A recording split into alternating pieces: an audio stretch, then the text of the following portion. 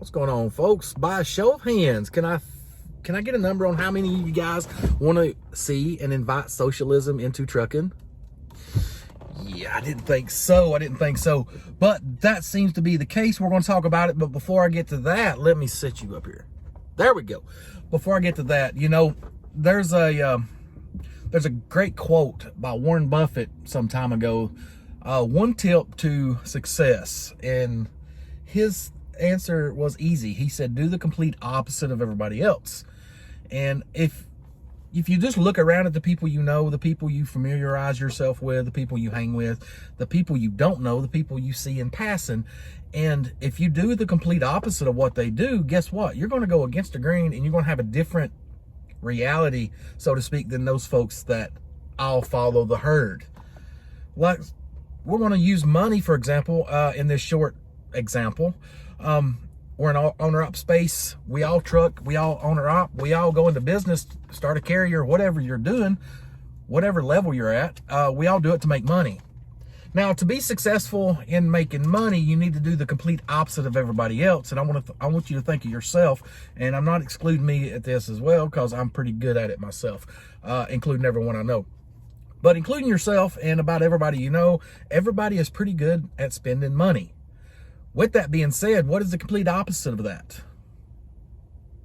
Hoarding it, saving it, stacking it up, hard times, nest egg, whatever you want to call it. Let's think about this. Let's call it the squirrel. What do squirrels do? Squirrels affect squirrel. Let's call it the squirrel factor. No matter the forest they're in, no matter how good of season last year, no matter how many acorns and nuts and pin oaks and all that stuff fell to the ground, no matter how good it was last year versus the year before that, versus.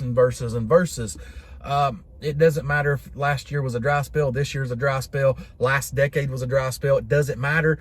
If that tree produces more than enough nuts, what does that squirrel do? He hoards them.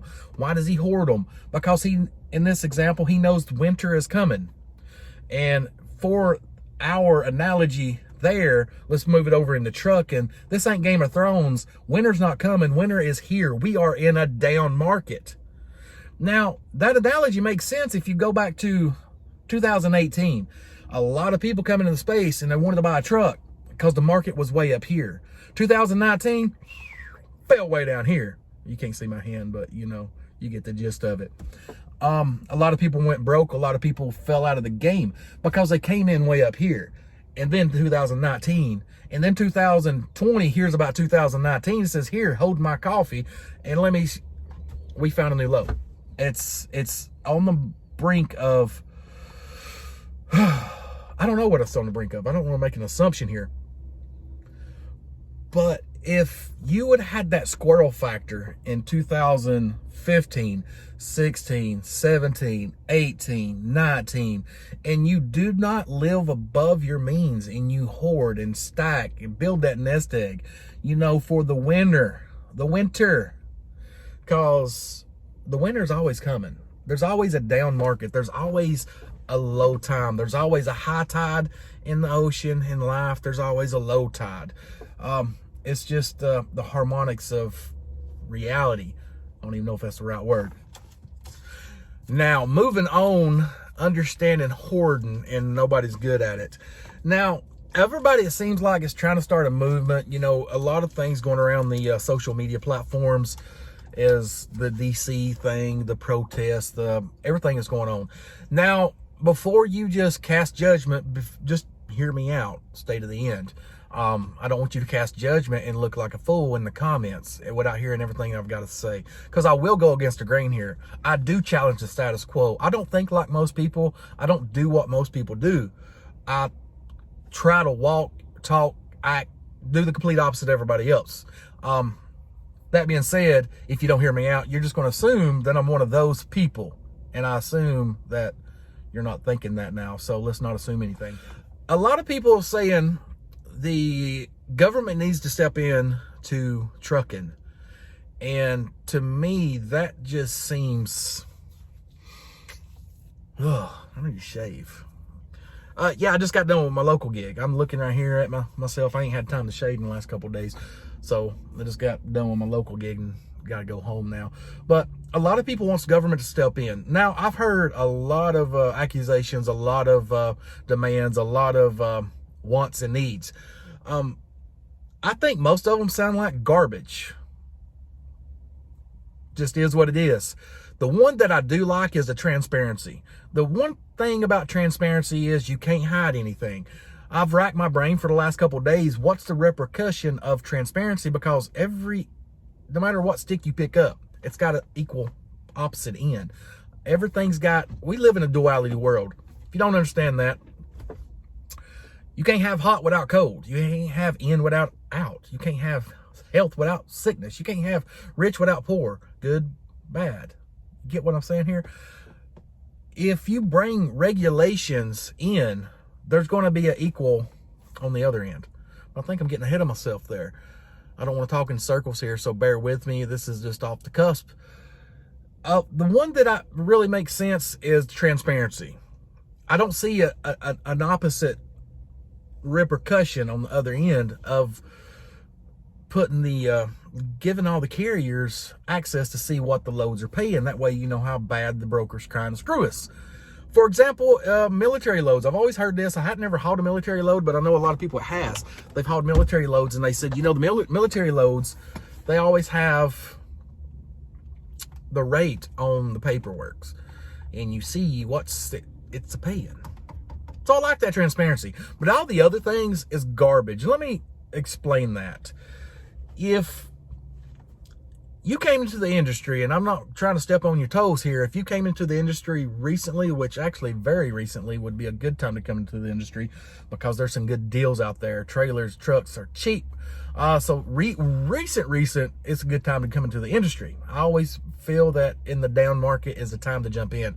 But if you came into the market, say 2018, since then to there now, and you hadn't really lived or trucked or owner-opt or been a carrier or any of the sorts through the ups and the downs, then I'm talking to you. I understand trucks they're expensive, and there's a lot of variables in play here, whether you came into the game with equity or not equity, started from scratch. Let's just say you got a big old truck payment. You got a big old trailer payment. You've got a big old house payment now because you're making all that money in the good times. You get that big house payment, that fancy house payment, that big old truck, that fancy house, that big old fancy truck. I'll fancy this, I'll fancy that. Now you need $25,000 a month to cut it and pay the bills. Yeah, you're going to find it hard at the moment to do that. Now, if you're that guy that's whining that we need to go to DC, we need to have government step in, and the government needs to step in, and they need to put a minimum on these rates. Notice what I said there. Put a minimum on the rates. I got a problem with that because what that's doing is messing with free trade. That messes with the ability to not only make a minimum, but if you get a minimum, you're going to have a maximum. Now we're going to have a ceiling on how much money we can make. That don't make a lot of sense to me. That to me is socialism. That's having another outside source, a community as a whole, operate things and tell you what you can and can't do, and how much money you can make, how much money you can't make. That's going to mess up free trade. That's going to mess up just everything. If you don't understand that, I don't even know what you need to YouTube and just pick up on some business 101 stuff. But I just don't understand the level of thinking of somebody that wants more government regulation, more of socialism in trucking. So you get a minimum, all right? You're going to have a maximum. Now, next thing you know, we can't make good money anymore in the high times. So you got the high times, you got the low times. Right there in the middle of it all, you get a medium. And if you can't withstand the low and the high, you get a medium, then you don't need to be in this industry. You don't need to be in this, well, I wouldn't say the industry. Maybe you shouldn't be a business owner. Maybe you shouldn't be an owner-operator because it is real dirty out here. And I'll say that dirty. It's real hard to make it. You really got to have some smarts to you. I see it like this. Everybody that wants to have government step in and they They're like, oh, I can't make enough money to pay my bills and pay my truck payment. What you are, let's take it to nature. Let's put this on a nature. Let's talk about the birds, the bees, and all that stuff. Let's think about this for a minute. There's an age-old saying, an adage. It says, only the strong survive. And that's a true statement. If you can't run with a big dog, sit your puppy butt on the porch. And that's a true statement. You know, nature made this rule up. The strong survive, the weak fail. And if don't get in your feelings here, I'm not saying you're weak. I'm not saying anybody is. It's a hard time. Maybe you got circumstances. I don't know. We've all got them. So don't take this as an attack. But if you go with a weak mentality, oh, Mr. Government, step in, put regulations on this. Let's bring socialism in it. Let's put standards in socialism and all this stuff, regulation, to the free market. You're wanting to build a system to support the weak. And that's garbage. That's garbage. That is socialism. That is socialism. Anytime a system is designed to support the weak, you are in a socialist surrounding. That's just how I see it. And if you disagree with that, then I'm sorry for you, but this is capitalist America. This is free market, free trade. And anytime you want to put regulations on that, on what we're doing, it's inviting socialism into our space. It's like, I'm not strong enough and smart enough and intelligent enough to run a successful owner-operating trucking company. Please, Mr. Big Daddy Government, come in here and help me out so I can make money too. Big Daddy Government comes in, takes you by the hand, and says, okay, let's go ahead and just make it where here's your participation trophy. Here's your socialism. Goodbye, free trade. Goodbye to everything that anybody in this market today that is prosperous. The way we build our businesses, we're set up to that market. But anyway, I think actually this whole video is kind of a waste of time, because I don't think any of that thing's going to come. You know, I think President Trump supports us. I think President Trump wants the best for American people. I think President Trump is got his headspace in the right place. I am a pro-Trumper. And if I'm ever, and I said this back in 2015, 15, if Trump ever does wrong, I'll eat crow. But I've been a Trump supporter since, remain so, and I will continue to be so. I don't think Trump, being a business mogul, billionaire, is going to look at the claims of the weak and want to invite socialism into any industry under his command. So I don't think it's going to go that route.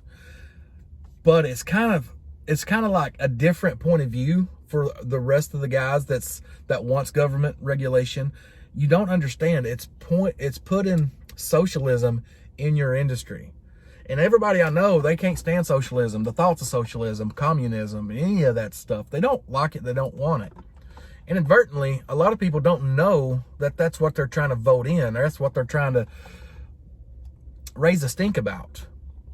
Now, the transparency with the loads, where the broker has to disclose, maybe on the rate con, what the shipping rate is, I'm all for that. I cannot think of a bad scenario where that's bad on the other end. That just opens up transparency, and I'm all for it. So yeah, with that note, I will end it on this. Guys, hang in there. This too shall pass. Every low tide always gets covered up with a high tide. You know what I'm saying? We come in waves. We got highs and lows, and this too shall pass as well.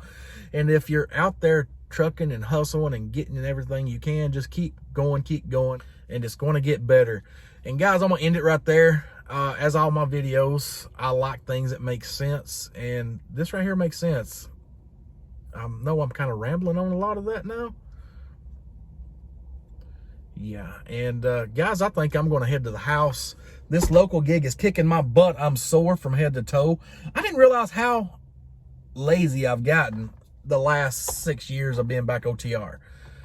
Running local has kicked my butt.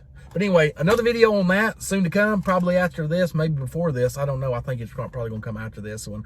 Got a couple videos queued up. Anyways, guys, if it don't make sense, it don't make dollars. But if it don't make sense, then why are you doing it? See you, bye.